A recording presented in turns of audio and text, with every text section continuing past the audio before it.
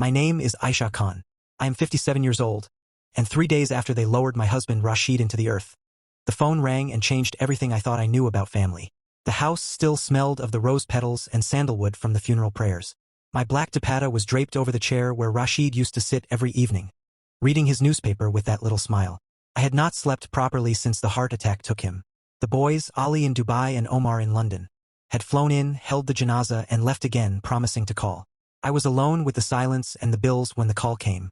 It was Mr. Iqbal, our landlord for 22 years. His voice was low, almost a whisper. Aisha Baji, you need to see this. Don't tell your sister Bushra. Come to my office tomorrow morning, alone. 10 o'clock sharp. I stood there holding the phone, my palm damp. See what, Iqbal Sahib?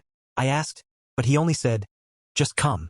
And please, not a word to Bushra. Then the line went dead. Bushra, my younger sister, the one who had cooked dal for 40 people at the funeral, who had cried louder than anyone when the Qazi recited the final dua, who had slept on the floor beside me the first 2 nights so I wouldn't wake up screaming. How could I not tell her? She had been my shadow through Rashid's illness, bringing fresh juice, rubbing his feet, whispering to doctors when I was too tired to speak. But something in Mr. Iqbal's tone made my stomach tighten. It was the same tone Rashid used in his last weeks whenever Bushra's name came up. He would look away, change the subject, say it was just business talk. I had brushed it off then.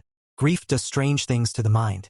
Let me take you back, before the hospital smells and the white sheets, to the life we lived here in Islamabad. Our rented house in F8 was small.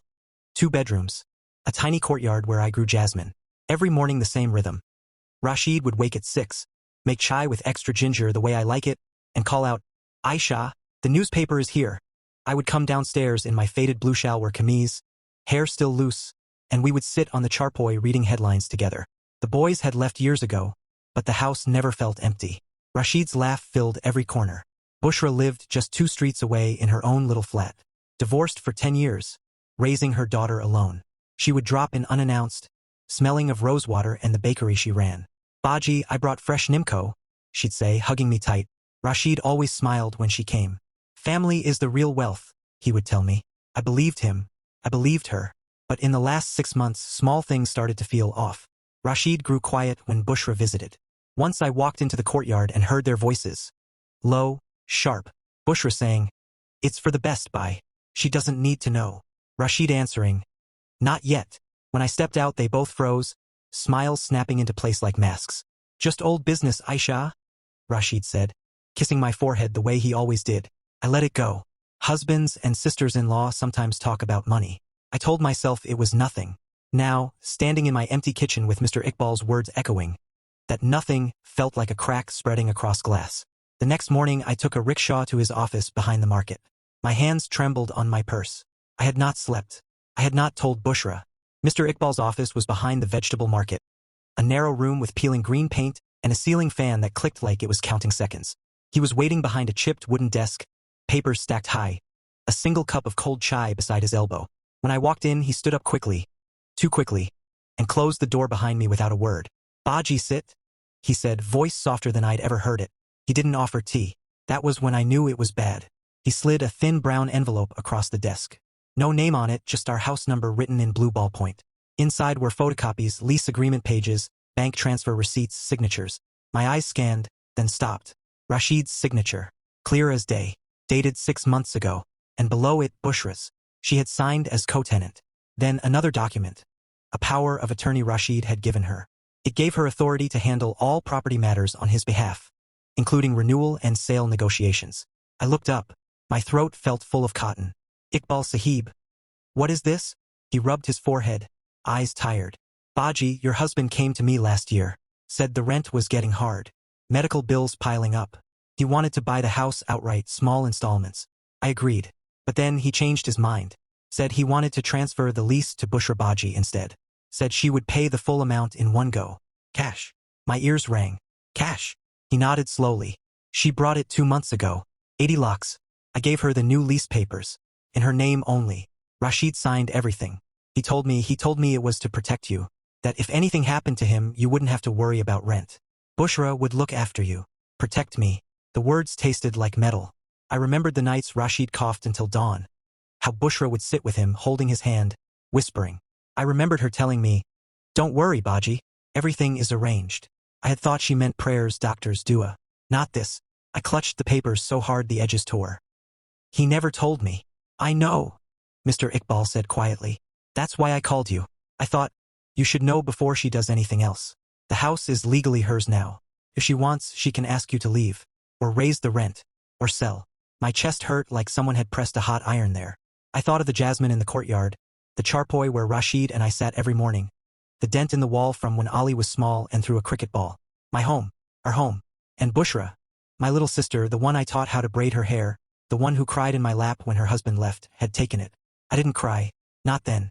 I just sat there, breathing shallow, while the fan clicked above us. Why didn't you tell me earlier? I asked. He looked ashamed. Rashid made me promise. Said you were already carrying too much. And Bushra?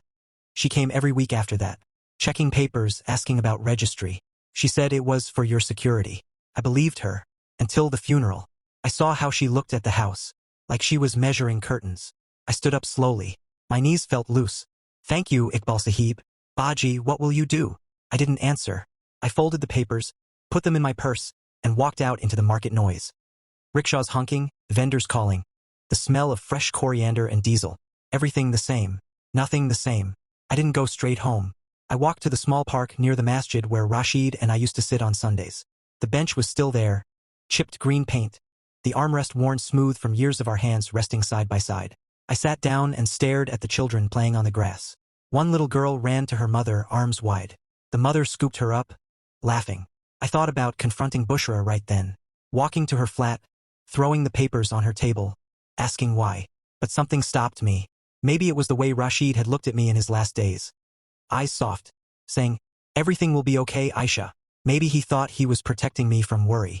Maybe he thought Bushra would never turn. Maybe he was wrong. I needed to be sure. That evening Bushra came over like always. She brought biryani wrapped in foil, still warm. Baji, you have to eat, she said, setting it on the table. Her eyes were red, but she smiled the way she always did, bright, careful. I watched her move around my kitchen. My kitchen. She knew where every spoon was kept. She touched the counter the way someone touches something they already own. Bushra, I said quietly, sit with me a minute. She froze, then turned, wiping her hands on a dishcloth. What is it, Baji? I pulled the envelope from my purse and placed it between us. Her smile faded slowly, like a candle going out. Her eyes dropped to the envelope. For a long moment she didn't move. Then her fingers reached out, slow, like she was touching something hot. She opened it, scanned the first page, then the next. Color drained from her cheeks. The dishcloth slipped from her hand and fell to the floor. Baji! Her voice cracked. Where did you get these? From Mr. Iqbal, I said. My own voice sounded far away, calm in a way that surprised me. He called me yesterday, said I needed to see them, before you decided what to do next. She looked up, eyes wide and wet. It's not what you think. Then tell me what it is. I folded my hands in my lap so she wouldn't see them shake. Because from where I'm sitting, my husband gave you our home. Without a word to me. And you took it. Bushra pressed her lips together. A tear slipped down her cheek, but she didn't wipe it away. Rashid Bhai was sick. You were barely sleeping. The bills, they were eating him alive. He didn't want you to know how bad it was. He came to me one night, sat right here at this table and said, Bushra, if I go, she'll lose everything. The rent will go up or the landlord will sell. I want her to have a place that's safe. He asked me to take the lease in my name, so no one could touch it, so you could stay forever. I stared at her. And you agreed. Of course I agreed. Her voice rose, thin and desperate. You're my sister. I would do anything for you. He transferred money into my account, his savings, some gold he sold quietly. I added what I could from the bakery. We paid Iqbal Sahib in cash so there'd be no record that could worry you. The papers are in my name, yes, but they're for you. I was going to tell you after he was gone, when things settled. I didn't want you thinking I was taking advantage. I let the silence stretch. The kitchen clock ticked. Somewhere outside a motorcycle revved and faded. Then why? I asked slowly. Did Iqbal Sahib say you were measuring curtains? Why did he sound afraid? Bushra's shoulders dropped. She looked smaller suddenly, like the girl who used to hide behind me when our father got angry. Because I was scared too. After the funeral, people started asking questions. Relatives whispering. Who will look after Aisha now? The boys are abroad. I didn't know how to explain without showing the papers. And I was afraid. If I told you too soon, you'd think I tricked him. That I waited for him to die so I could take the house. I was going to wait until the boys came back next month. We'd do it together. registry in your name. I swear, Baji. She reached across the table. Her hand hovered, not quite touching mine. I never wanted the house for myself. I wanted you to never have to pack your things. Never have to leave the jasmine, the charpoy, the memories. I looked at her hand, then at the envelope, then at the place on the wall where Rashid's photo now hung. Taken last Eid, him smiling in his favorite cream kurta. Grief is strange. Can twist love into suspicion so fast you don't see it coming. I had spent 3 days imagining betrayal. My sister scheming, my husband hiding secrets. And here she sat, crying because she loved me too much to let me worry. I took her hand. It was cold. Why didn't he tell me himself? Because he knew you'd fight him, she whispered. You'd say we'd manage, sell the gold together. Ask the boys for help. He wanted to carry it alone. He said, Aisha has carried enough. The tears came then. Not loud, just quiet, running down my face while I held her hand tighter. We sat like that for a long time. The biryani grew cold on the table. The room smelled of cardamom and grief and something softer. Forgiveness maybe starting to bloom. In the weeks that followed, we went to Mr. Iqbal together. He looked relieved when he saw us side by side. We signed new papers. The house went into my name, with Bushra as co-owner only until the boys returned and we could decide together. No secrets. No power of attorney. Just family trying to do right. Bushra still comes every evening. She brings Nimco, or fresh parathay, or just herself. We sit on the charpoy in the courtyard sometimes, jasmine heavy in the air, and talk about Rashid. About the way he laughed. About how he always said family is the real wealth. I miss him every day, but I don't carry the weight of suspicion anymore. That weight is gone. And sometimes, late at night when the house is quiet, I whisper to him, You should have told me, John. But thank you for trusting her to look after me. Life teaches us that trust can break in a moment, or it can bend and hold stronger because it bent. What would you have done if you found those papers after losing the person you loved most? Would you have believed the worst? Or listened long enough to hear the love underneath? If this story touched something in your heart, share it with someone who needs to hear it. And if Broken Trust Stories has helped you feel less alone, consider subscribing.